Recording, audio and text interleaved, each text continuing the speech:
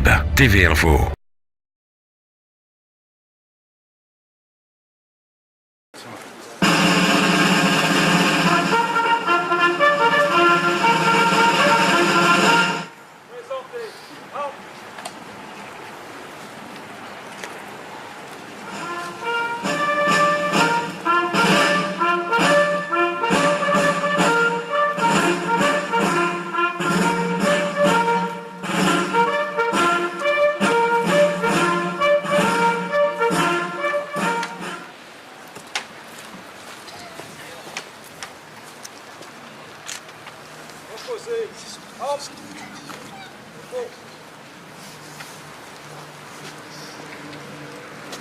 Lecture du message officiel de la secrétaire d'État auprès de la ministre des Armées par M.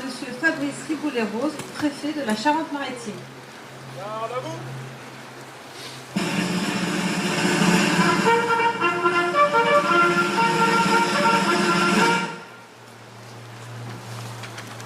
Message de Geneviève Darrieussecq, secrétaire d'État auprès de la ministre des Armées, Journée nationale du souvenir et de recueillement à la mémoire des victimes civiles et militaires de la guerre d'Algérie et des combats en Tunisie et au Maroc.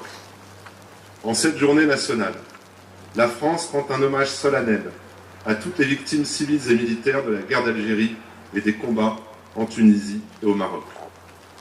Le cessez-le-feu du 19 mars 1962, issu des accords d'Évian, annonçait la fin prochaine d'une guerre alors sans nom. Sur les deux rives de la Méditerranée, entre soulagement et blessure, il engendra des sentiments puissants et divers. Pour tous, il y eut un avant et un après. Aux victimes d'avant le 19 mars s'ajoutèrent les mois suivants les milliers de drames d'une transition violente.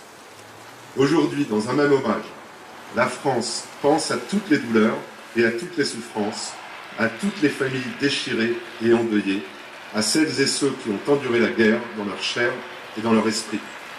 Aujourd'hui, sans distinction, la nation adresse sa reconnaissance et sa solidarité. Aujourd'hui, la France honore toutes les mémoires. Celles des soldats morts pour la France ou blessés, celles des appelés et rappelés du contingent, des militaires de carrière, des forces de l'ordre, de métropole et d'Afrique du Nord. Celles des civils de France ou d'Algérie qui eurent à subir l'angoisse, les violences et les attentats. Celle des Français d'Algérie, pour qui cette date signifiait la fin douloureuse d'une histoire parfois multigénérationnelle et qui dut recommencer une vie nouvelle. Celle des membres des forces supplétives, des harkis, qui avaient fait le choix de la fidélité à la France. Les semaines qui suivirent furent celles des représailles et de l'exil dans une métropole qui, entre incompréhension et ignorance, manqua à son devoir d'accueil. Celle des disparus, civils et militaires. Ces années de guerre ont durablement marqué notre société. 60 ans après 1958, nous nous souvenons qu'elles ont eu pour conséquence la transformation durable de notre République. Ces déchirures sont désormais une part de notre histoire nationale, mais leur souvenir est encore vif dans notre mémoire collective. Porter un regard lucide et objectif sur ces années doit permettre à la communauté nationale de cheminer vers une mémoire apaisée. Témoigner, expliquer et partager sont un impératif afin que des deux côtés de la Méditerranée, les jeunes générations préparent l'avenir ensemble.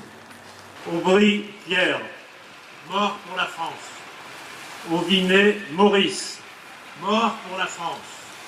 Blanville Jean-Pierre, mort pour la France. Bourdi Robert, mort pour la France. Brossard Raymond, mort pour la France.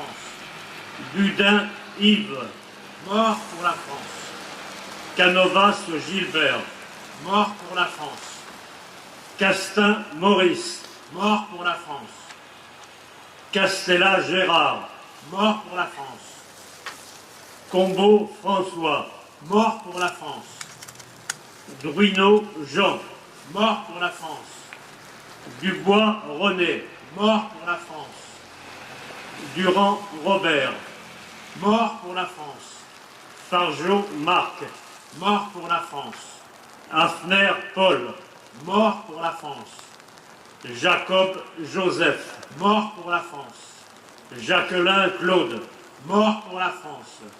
Jotreau Roger, mort pour la France. Letien Rudolphe, mort pour la France. Mahé Jean-Louis, mort pour la France. Marchand Roger, mort pour la France. Montauban Guy, mort pour la France. Morillon Michel, mort pour la France. Petit Pierre, mort pour la France. Renaudin Pierre, mort pour la France. Robin René, mort pour la France. Roux René, mort pour la France. Sidos Henri, mort pour la France. Tessereau André, mort pour la France. Tissé Robert, mort pour la France. Taupeneau Jacques, mort pour la France. Vendès Claude, mort pour la France. Vinatier Serge, mort pour la France. Vinchon Philippe, mort pour la France.